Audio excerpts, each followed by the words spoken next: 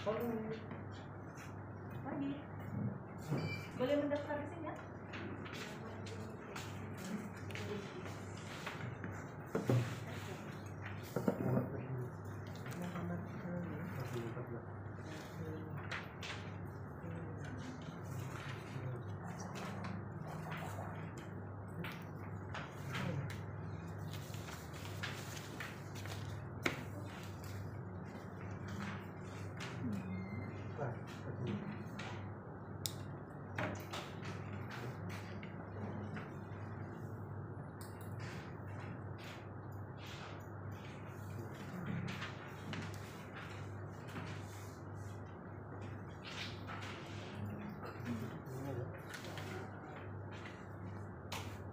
Depan ada satu.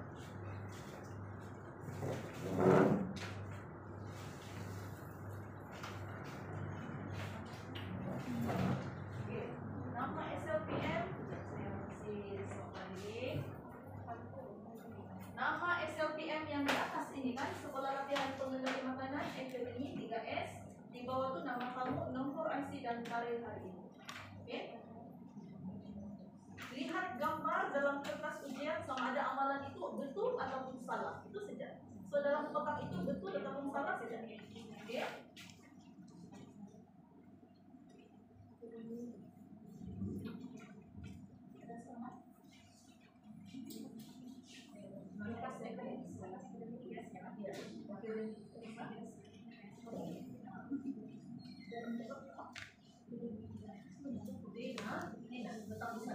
Nama SLPM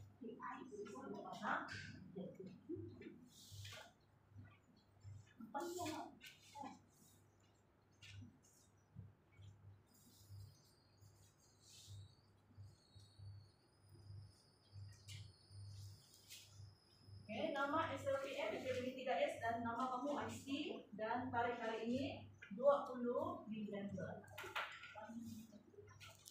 Oke.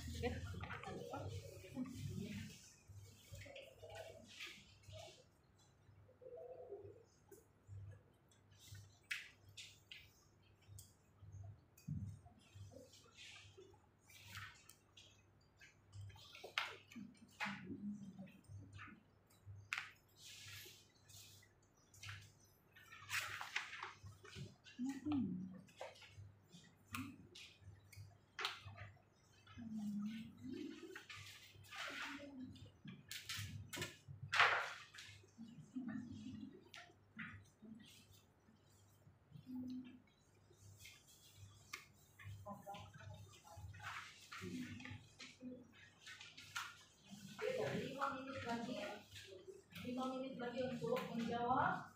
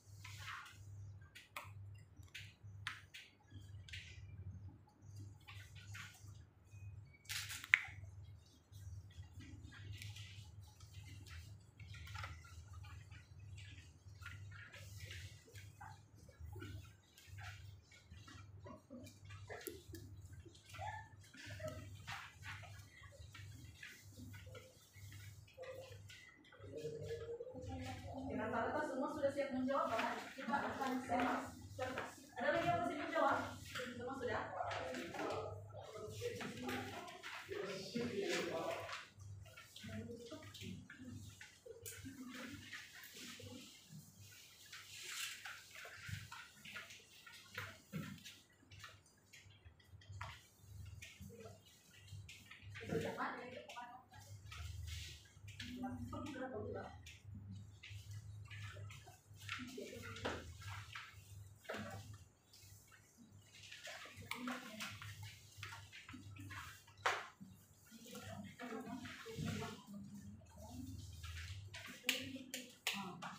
Begini oke kan? Oke. So, mari kita simak jawabannya. Biasanya kita butuh pakai kertas, tapi oleh sebab pandemik masing-masing simak kertas jawaban masing-masing. So, saya akan bagi jawaban di sini. Nomor terus tanda betul ataupun salah. Oke. Nomor 1 betul. Terus tanda. Simak jawaban kamu. 2 salah.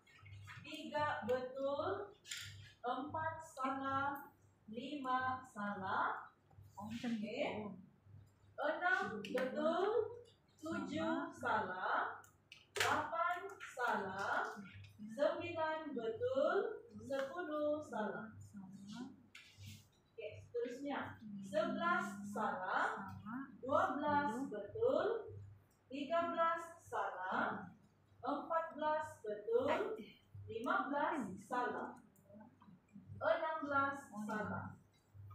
Oke, seterusnya 17 betul, 18 salah, 19 betul, 20 salah. Oke, 21 salah, 22 salah, 23 betul, 24 salah, 25 salah. Seterusnya 26 betul, 27 betul, 28 salah, 29 betul, 30 salah. Oke, di bawah kamu nampak marka, kamu tulis per 30 itu berapa kamu dapat. Yang lain tuh biarkan di bawah, yang disemak oleh biarkan kosong. Berapa? So kalau semua betul tulislah 30 ke, 29 ke, 28 ke, kira sepertinya berapa. Oke? Oke? Kalau sudah letak tepi nanti kita akan pungut. Oke? Nanti kita akan ambil dari kamu. Kira dulu.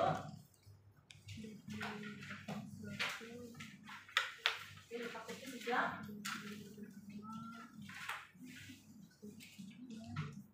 Oke, itu baru ujian pra. Senang kan? Ya, senang sudah kan? Belum lagi kuis selepas ini.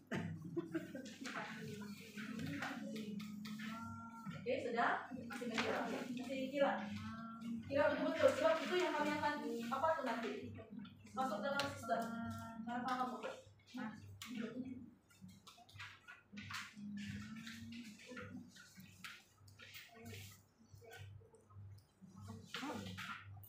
pastikan nama kamu betul, IC betul di kertas ujian kamu tua. Itu semua kita akan simpan. Oke. Kita bagi masa juga buat kawan-kawan kita yang masih lagi menyimak di kertas.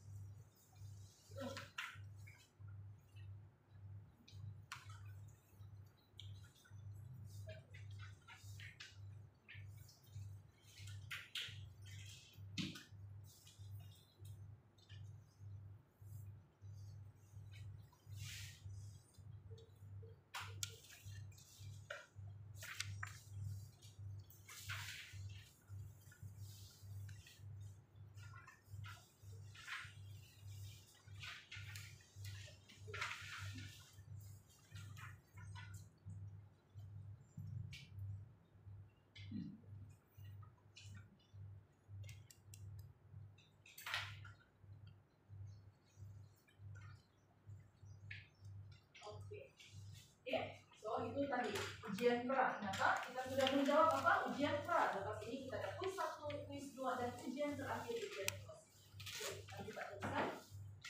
Oke, kamu boleh rujuk nota kamu. Oke, di dalam nota kamu itu yang kita bagi itu adalah silibus yang diberikan oleh Kementerian Kesehatan Malaysia. Oke, dan ada beberapa slide tambahan untuk gambar-gambar yang kita tambah tidak ada dalam nota kamu loh. Itu untuk tujuan perbincangan kita sudah. Yang kita bagi itu memang betul-betul 100% PPM.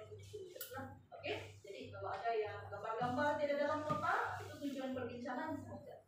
Oke, so untuk syarat khusus di mana-mana kamu ikut khusus latihan pengendali makanan perlulah dikirap oleh PPM. Macam tadi saya sudah share dengan kamu semua sijil pengkirapan bagi sekolah latihan dan juga tenaga pengajar, dan tempo untuk ikut khusus adalah 3 jam. Kalau kurang daripada itu kamu terpaksa keluar ke apa semua, minta maaf kita tidak boleh keluarkan sijil. Sebab ada juga kes sebelum ini peserta terpaksa keluar, jadi kami tidak boleh bagi sijil. Walaupun dia sudah masuk sampai section 3 sudah, section 3.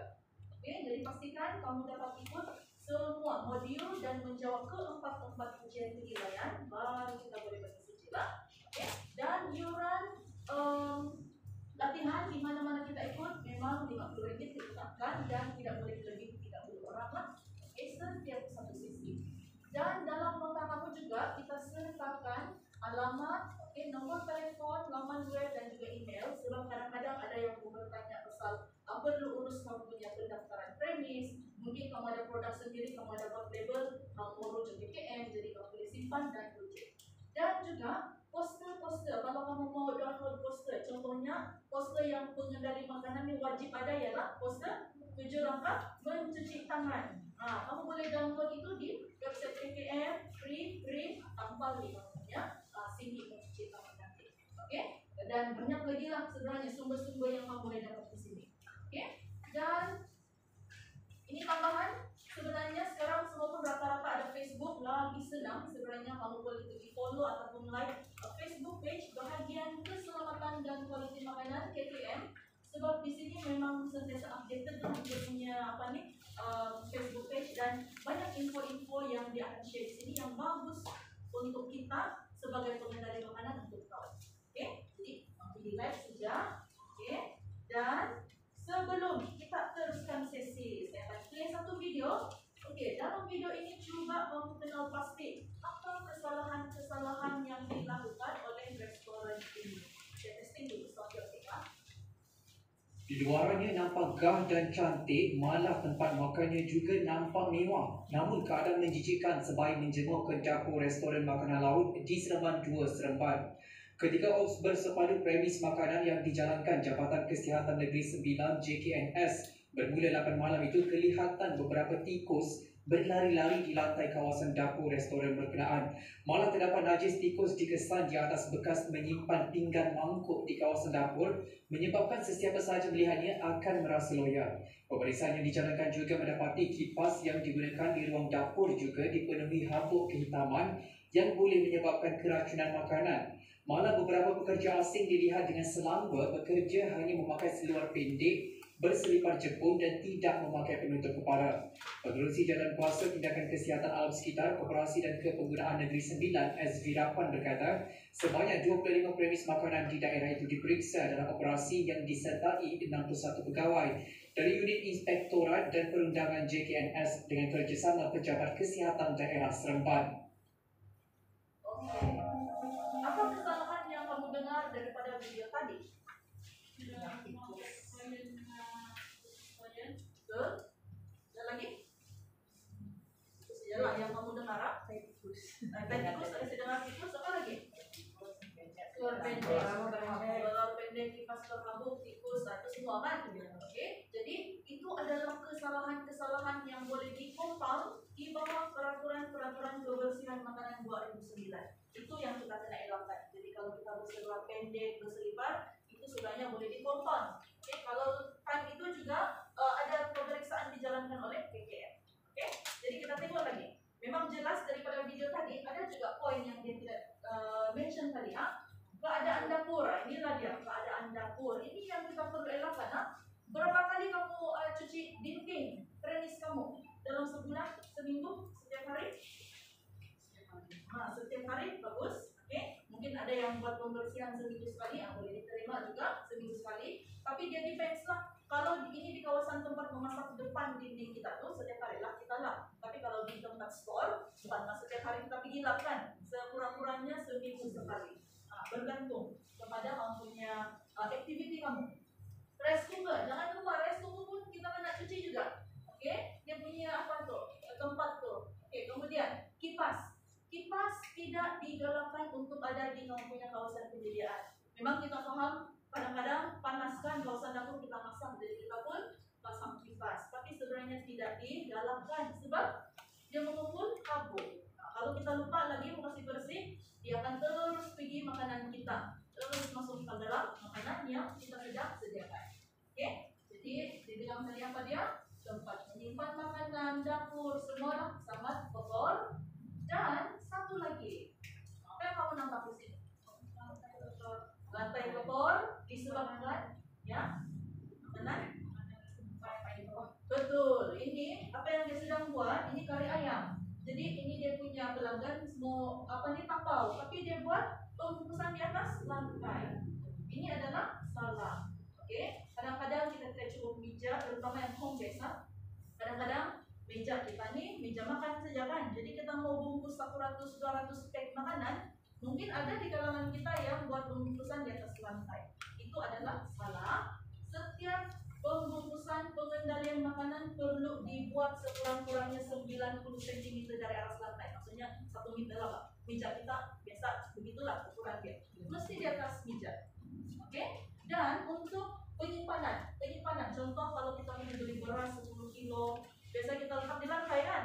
Tidak boleh ya. Mesti ada atas 15 cm dari atas lantai. Contohnya macam kamu nampak di kilang itu ada pelet kayu, ada warna biru. Itulah tujuan dia, supaya makanan itu tidak diletak di atas lantai secara direct. Ternyata, lagipun kalau kamu simpan kamu tepung beras di lantai, dia akan cepat rusak tuh. Kenapa? Kenapa dia boleh cepat rusak? Kenapa rasa-rasanya? Lantai kita ini kan, kalau siang, suhu dia berubah kan? Siang dia panas, malam dia sejuk, jadi dia perubahan suhu, dia ada penguapan, nggak orang bilang. Jadi makanan kita tuh kan lembab-lembab, pandai panas, pandai sejuk, pandai panas, pandai sejuk, makanan kamu cepat rusak, cepat bekulan. Jadi itu salah satu faktor juga sebenarnya. Oke, berbalik kepada ini.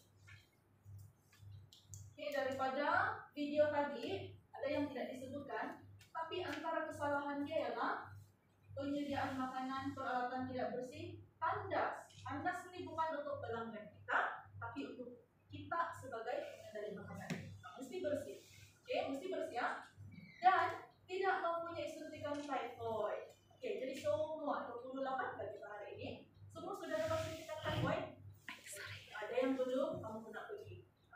bincang.